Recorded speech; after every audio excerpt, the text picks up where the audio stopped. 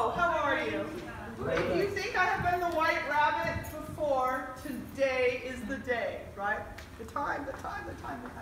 So the most important thing is that we get through all of your presentations. Above and beyond everything else, I want to see your work. This is my favorite day of the whole class, and I'm so excited to see what you've created over this time that we've had together. So I've got a kind of a volunteer team of timekeepers over here that are going to keep you judiciously on track. We have to stay focused on these 5 and 5 in order to make sure that we get through everyone's presentation tonight. We're going to bust through them. I budgeted a little time for getting behind, but if we stay on schedule, then we're going to break for dinner, and then we'll come back together. We'll have a few to finish up, and then we'll close the class. Really, that's all we have time for this evening. So I'm really excited to see what you've got to present. Please give your undivided attention to your colleagues. If you need to slip out quietly to take a bathroom break or something, of course, do that. But please give them your best attention. All right, without further ado, here we go. I'm very excited. Oh, take some notes while you're watching, because I'll ask you at the end what you saw and what you learned. Okay. All right. Good afternoon, everyone. When you think of climate change, what do you picture? Perhaps the polar bear floating away on the ice floe. So sad, right?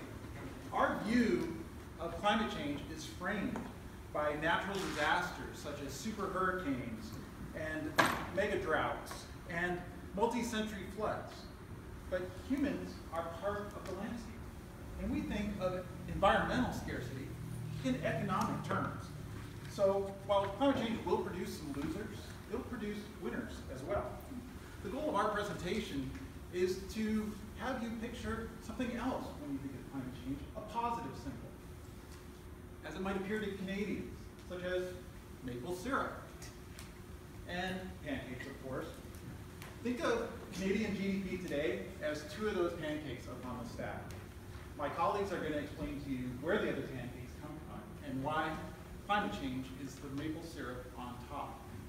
Nate? Okay, so our research and analysis essentially told us with climate change, essentially it's a transfer of wealth from warm parts of the world to cold parts of the world. And Canada clearly is considered a cold part of the world. Criss mentioned value, so one of the most important things in terms of land value is arable land. And arable land is essentially land where you can grow crops that are important, such as corn and wheat and soy. So based on our research, we found that this black line right here and this land represents the current arable land in Canada. By the year 2039, this line here is actually going to move to this line. So you can see there's a substantial increase in arable land in Canada. A lot of the companies, the biggest growing in farm and seed companies in the world, are recognizing this trend, and they're starting to invest significantly in Canada. Monsanto and DuPont, since 2010, have invested over $200 million into development and agriculture in Canada. So, fresh water is expected to be the single most valuable commodity in the future. Today, we use about 30% of the world's total accessible renewable supply of water. In less than 10 years, the percentage could reach 70%. By 2025, the estimated 18 billion people who live in areas plagued by water scarcity, with 2/3 of the world's population living in water-stressed regions. Canada's vast ice holding, locked up currently in glacial formation, will be converted to a valuable liquid commodity. This, if managed well by Canada, could be a huge asset for the country. With Canada holding over 20% of the freshwater land value and water control will give Canada a considerable economic advantage in the coming century. On to you, Duane. As the weather becomes warmer and drier, it actually is a win for timber companies the farther north they go. In eastern Canada, black spruce is expected to extend north from its current range of about the 47th parallel to the 59th parallel. This is important because black spruce is the primary species consumed in the pulp and paper industry, which currently represents 2% of Canada's GDP. In western Canada, it's expected, or it's been estimated, that 50% of the tundra will be converted to forestry in the next 100 years. This is important because timber companies can actually operate on plantation forestry today, so they can select species to match soil conditions and weather conditions in the Northern Territories. Depending on what economic model you use, log prices are expected to increase by 40 to 50% over the next 100 years. The log pile there represents the 7 logs at the bottom of the pile represent the current timber production in Canada. The 3 on the top represent the 50% increase over time. Nate? Great.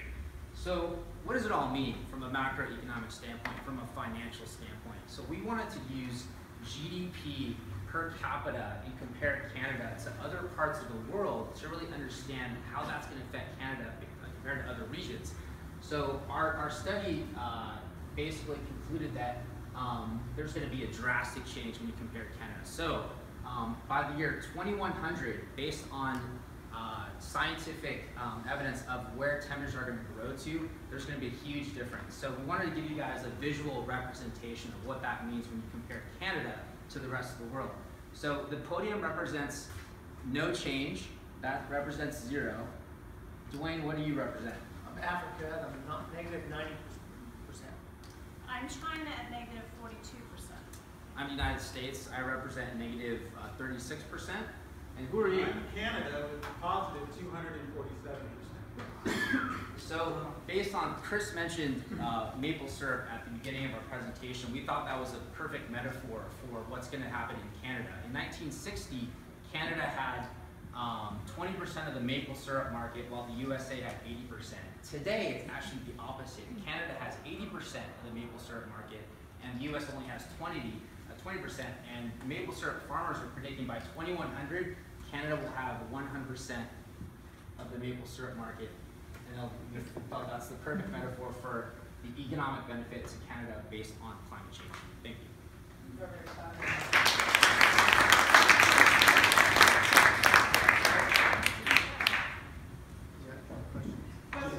Do we start buying land now? Canada. Yeah. Good. There's a lot of speculation right now in the long term. A lot of equity capital is actually investing in Russia and Canada right now, expecting that they'll be able to grow wheat and it will be arable and population will be able to live there year round in the next 100 years.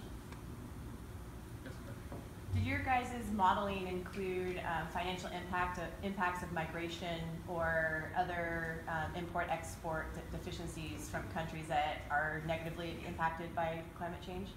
The GDP study does include that. Yeah, so it's based on 100 years of history, population changes, natural resource, and land value as well. Yeah. Did you all look at how these impacts might affect First Nations and if they would benefit from any of these findings in terms of GDP and their own economic growth? Which nation? First Nation. First Nation. I did some of the stuff they have forestry that they mentioned and talked about that, but they know a lot of forest land too, and they know a lot of tundra land too, so they actually benefit from that long term. We do include in our paper a secondary graphic representing the changes in GDP across the world, and it does reflect some of those trends. Caleb has a question over here. Do you think there's a secret Canadian plan to accelerate climate change? Any Canadians in here? So It's a safe zone. One of the interesting things is that Canada is putting a lot of time and research into this topic. Most of the data we derive was directly from their public-facing governmental websites, and they're studying it very carefully. This is something that they need to account for. I think it's important to also recognize that there will be negative effects in Canada based on climate change too. We're really focusing on the positive aspect, just because we chose water and timber and arable land as the main factors that we used, but it's not all chipper in Canada. But it's less bad than many of the other countries in the world. Isaac has a question. Yeah, so when you say arable land, you talk about temperature, are you talking about soil as well? Or Yeah. because So the soil is already not arable right now, but the temperature will the soil change? It's the number of growing days. It's hard to see the growing degree days. But the soil doesn't change necessarily. No. But you have a longer amount of time period. You can grow more things faster because Okay. there's also some tundra regions up here that are